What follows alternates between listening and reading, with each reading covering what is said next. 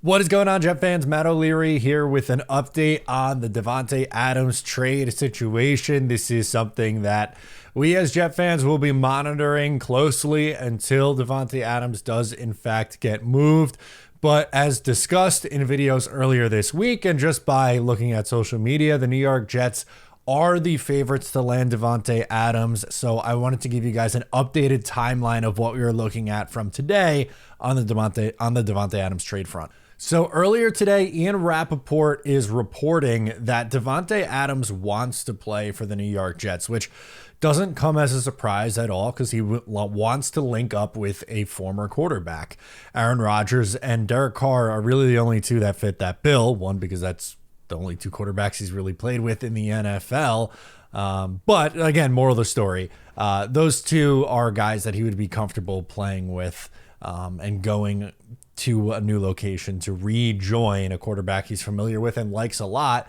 And for the Jets, they have expressed interest for a very, very long time in trading for Davante Adams. And Aaron Rodgers and Adams have talked about linking up now for a really long time. And just how everything is played out, and especially in the last week or so, it's just feeling more and more likely that something is to get done and that Davante Adams will no longer be playing for the Las Vegas Raiders. So the Raiders are still holding firm that they would like a second round pick in return.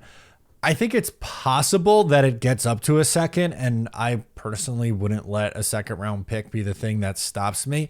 Like, while my prediction was a third and a fourth, or a third and another pick and maybe something else on top of that, like I'm not going to be like, I don't want to give up the second rounder, because if you're making this move to try to win a Super Bowl, and if you do win the Super Bowl, or if you go on a run in the playoffs, that second round pick is way, way at the end of the second. We're not talking about like pick 36 here. You're talking about hopefully pick 60, something like that, which a top 50 pick is a lot different than a draft pick that is further on in the second round and closer to the third round. So really squabbling over that kind of, draft capital doesn't really seem like a huge deal, especially one, the Jets traded back in last year's draft class and picked up an additional 2025 third. So this could go one of two ways. Number one,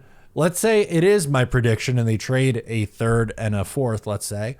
Well, you still have your first, your second, and another third round pick because of the trade last year. Or if you do have to move the second rounder, then you have 2 third round picks that you could play with next year on day 2 and maybe package that and something else to move around the board if you see fit at the time. You have flexibility is basically the point. Diana Rossini is reporting that pretty much the league thinks that the Jets are going to get this done, and there aren't a very long list of teams who are going to be in on Davante Adams. Obviously, 2 that I hinted at so far are the Jets and the Saints because of the former quarterbacks, but the Chiefs could absolutely check in. I just think it would be absolutely shocking if the Raiders decided to trade him in division. That just feels like it would go against, everything that the Raiders are all about here. The Bills are an interesting one. That's a dark horse team. Maybe the Ravens as well. But the team that everyone points to as the one that makes the most sense for a move like this to happen would be the New York Jets. And again, not just because this is a Jets channel or I'm a Jets fan, it seems pretty likely because it would really improve this New York Jets team. Is the wide receiver the absolute biggest need for this Jets team? No, it's not. But they do need more on offense. They were not good enough this past week. They had a Davante Adams on their roster a week ago. They probably win the game against their Denver Broncos because Rodgers and Adams would have been on the same page and would have gotten additional yards and probably maybe even get in the end zone here. And then it'd be the 3-1 Jets instead of the 2-2 Jets. But this helps. And something else that we can get into is it helps Garrett Wilson. I think so many people would look at it and he's like, oh my God, the Jets don't believe in Garrett Wilson. He's not a true number one. He's not going to get any targets, and on and on and on it goes. When in reality, you bring in Davante Adams, and sure, he probably does end up leading the team in targets and catches. 1, who the hell cares? But 2, who better for a guy like Garrett Wilson to learn from than Davante Adams?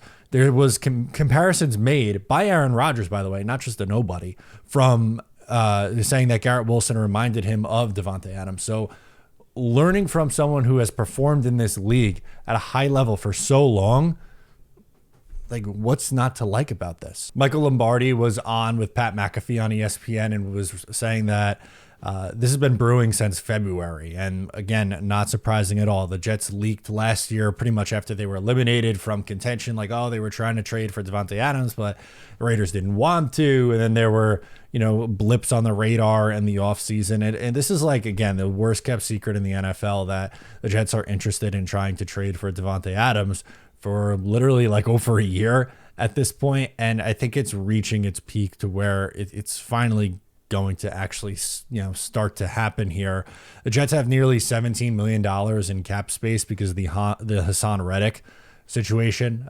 Again, that's not discrediting the Jets' need at edge. They still would benefit from an edge rusher. I don't know if this means that Hassan Reddick's going to be in the trade with the Raiders. I don't know how that computes on their side. Like, why would the Raiders want to take on that deal? Unless they're just all in on paying Reddick, which doesn't really make a whole lot of sense.